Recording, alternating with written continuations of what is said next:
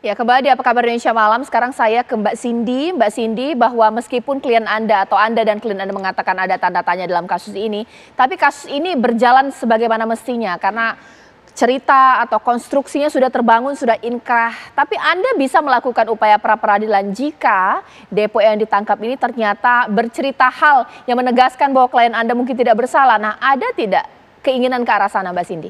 PK makanya. PK, peninjauan kembali. Oke, baik. Ya, baik, terima kasih. Kalau misalkan tadi membahas pra-peradilan, kami tidak mengajukan pra-peradilan. Kenapa? Karena posisinya klien kami itu Rivaldi ya, itu tidak pernah ada surat penangkapan atau penahanan untuk kasus Vina dan Eki. Ya. Hanya ada surat penahanan untuk kasus penganiayaan, yang itu pun ditangkapnya tanggal 30 Agustus ya. Makanya kami tidak mengajukan pra-peradilan, karena pra-peradilan itu kan untuk proses misalkan penahanan yang tidak sesuai dan segala macam. Untuk saat ini yang ingin kami ajukan adalah satu jalan terakhir, yaitu PK. Ya. Dari dulu kami ingin mengajukan PK, cuman kami kan nunggu novum baru, yaitu untungnya saat ini ada saksi utama yang sudah ada muncul, yang dari dulu dari saat peradilan itu pengadilan itu tidak pernah muncul, ya kan, Aep. Nah, saya berharap dengan adanya Aep muncul, kami bisa memintai keterangan real dan pastinya seperti apa. Baik. Karena waktu saat di persidangan, ya. Dilanjutkan, Mbak. Ya. Dilanjutkan, Mbak Cindy. Karena dalam persidangan, ya. Baik, saya lanjut, Mbak. Lanjutkan, Mbak Cindy. Iya, ya. Karena dalam persidangan itu saksi utama Aep dan Dede itu tidak pernah dihadirkan. Tidak pernah dihadirkan. Makanya novum yang paling utama itu terakhir kami adalah kesaksian Dede dan Aep. Kami berharap sekali Dede Aep itu bisa memberikan kesaksian bahwa dia mengenal atau tidaknya klien kami. Karena pada saat itu kan dia memberikan kesaksian, dia menghitung katanya jam 22.30 menurut kesaksian mereka berdua itu terjadi suatu keributan. Adanya kejar-kejaran, ya kan, yang dilakukan 8 orang dengan 2 korban itu Eki dan Vina. Itu dia mengakui adanya 8 orang. Cukup hanya sampai situ aja. Oke, baik. Sekarang saya ke Pak Bambang. Pak Bambang, di sini kan Mas Aristo mengatakan kita apresiasi apa yang dilakukan oleh langkah polisian, langsung bertindak cepat menangkap 1 dari 3 DPO. Tapi menjadi pertanyaan Mas Aristo dan juga pihak-pihak lainnya, kalau ini merupakan otak pembunuhan, kenapa sampai lama Peggy Setiawan ini tidak ditangkap? Dia bukan orang yang punya kekuatan yang cukup untuk bersembunyi di negara kita ini, bagaimana Pak Bambang? Ya, itulah menjadi kejanggalan yang menjadi ramai diperbincangkan oleh masyarakat.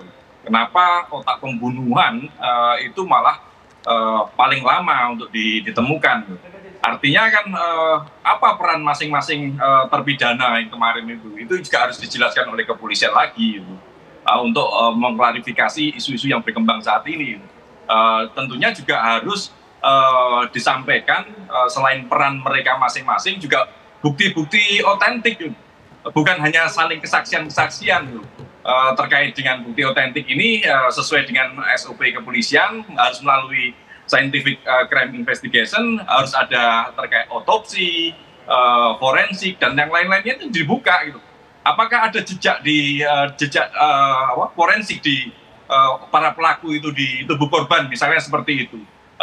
Kemudian ada dugaan bahwa Peggy ini sebagai otak pelaku juga sebagai pelaku tindak kekerasan seksual misalnya. Juga konon ditemukan ada sperma di tubuh korban. Apakah benar spermanya Peggy? Misalnya seperti itu. Hal-hal seperti itulah yang seharusnya segera disampaikan ke kepolisian. Gitu.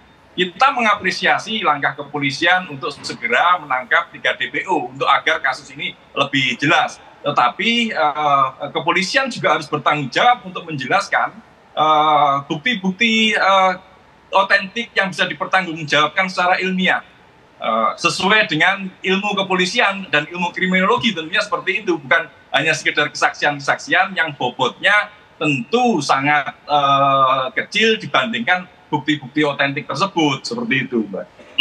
Ya baik, sekarang saya ingin ke Pak Arianto. Pak Arianto, lantas bagaimana menurut Ya. Pak Arianto? Ya kita apresiasi langkah dari kepolisian, tapi mungkin menjadi pertanyaan, ini kan di daerah ya, kalau sampai 1 otak pembunuhan, 3 otak pembunuhan tidak ditangkap, tapi pelaku lainnya ditangkap, ya ini bagaimana?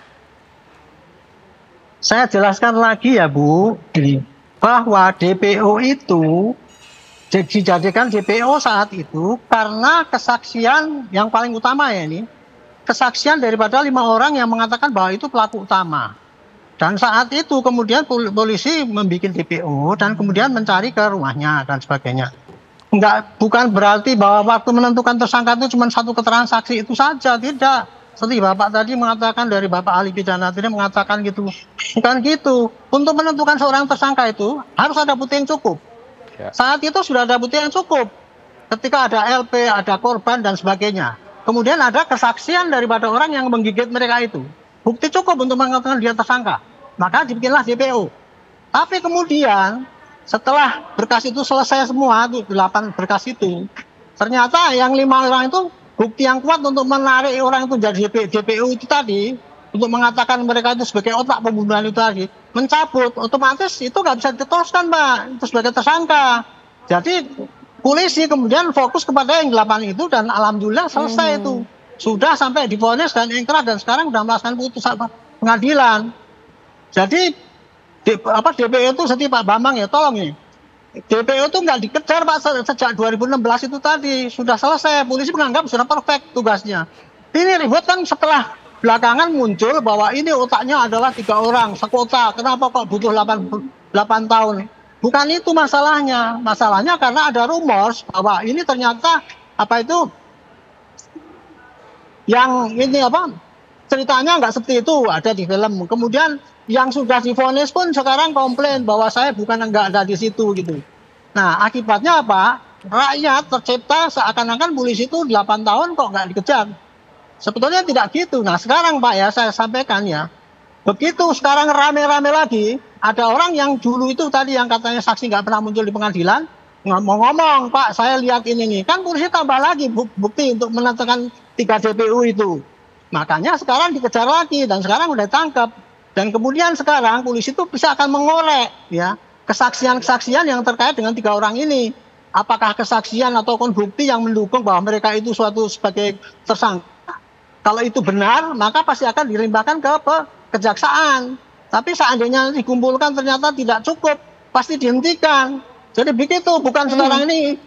Yang mencetak bahwa itu pelaku utama itu adalah hanya keterangan daripada 5 orang yang kemudian mencabut itu, gitu yang terjadi. Gitu. Baik.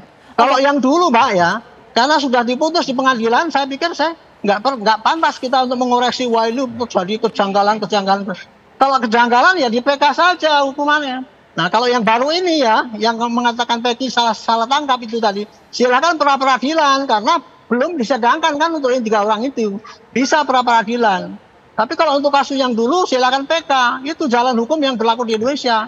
Jadi tolong ya, hukum itu nggak bisa dibantah dengan cita-cita melalui media kayak gini, memaksakan masyarakat untuk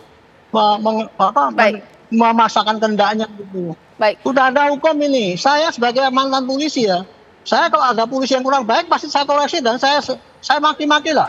Tapi kalau ada polisi sudah bekerja baik, jangan dibully bahwa polisinya gini dicurigai begini. Polisi sudah perfect kok, Baik. sudah diuji di pengadilan kok. Oke. Itu aja. Jadi Mas Aristo bagaimana? Siapa? Jangan dibohongin dengan berita-berita yang negatif. Baik, ditahan dulu Pak Arianto. Mas Aristo seperti apa? Jadi gini, tadi Pak Arianto izin. Jadi kan Pak Arianto tadi mengatakan DPO, karena artinya dia sudah tersangka ketika DPO. Kemudian ketika sedang dalam DPO dicabut kesaksiannya yang 5 itu. Kemudian sehingga tidak dikejar lagi karena buktinya menjadi kurang. Begitu konstruksinya kan? Artinya artinya bukti saksi ini sangat vital. Terbatas bunyi saksi. Bukti yang lainnya apa? Karena kan paling tidak kan menetapkan tersangka itu kan paling tidak 2 alat bukti. Ya. Alat bukti saksi kan hanya 1. Berarti alat buktinya pas-pasan. Ketika satunya gugur, satunya tidak lagi bisa untuk menetapkan dia sebagai tersangka sehingga DPO-nya tidak dicari lagi. Bukan gitu masalahnya, Pak. Bukan begitu masalahnya. Jadi Polisi masalahnya itu di hanya mana? mengatakan Pak ya, kalau tersangka itu kalau buktinya awalnya cukup, bukti awal cukup, tidak harus 2, Iya betul. cukup. Gitu. Artinya Nah ketika waktu itu cukup karena sudah ada LP dan kemudian ada orang itu yang menggigit, Kak. Itulah saksi kuat untuk menentukan itu menjadi tersangka. iya, artinya No problem, konstruksi Pak, itu. Nanti kan makan konstruksi dibuktikan. tersangkanya rapuh dong karena hanya berdasarkan keterangan saksi. Ketika saksinya Apanya mencabut, yang rapuh? ketika mencabut Apanya yang Bapak rapuh, bilang Pak? tadi Nggak tidak bisa. DPO lagi. Bukan dicabut, tidak dikejar. Kenapa tidak oleh tidak polisi dikejar, karena Pak? dia pikir Pertanyaannya yang gini. 8 itu sudah cukup, 8 sudah disidangkan dan itu sebagai terbukti untuk yang 3 ini, Oke. Pak. Karena untuk mengejar dia itu sudah kesaksian dicabut, ya otomatis nggak dikejar lagi, Pak. Bukannya dilepas. Tapi gini Pak, kan di salah satu putusan ya, di putusan mereka itu yang di Mahkamah Agung, ini DPO Peggy ini Baik. disebutkan sebagai inisiator kekerasan seksual. Ada itu di putusannya. Dia juga ikut untuk melakukan kekerasan yang kemudian Baik. menyebabkan kematian. Nah pertanyaannya kan itu sudah ada well established story, jadi udah ada story Ya, yang baik. di-establish oleh Mahkamah Agung. Kenapa kemudian hanya berdasarkan konstruksi alat bukti saksi yang kemudian dicabut, terus nggak dikejar lagi? Baik.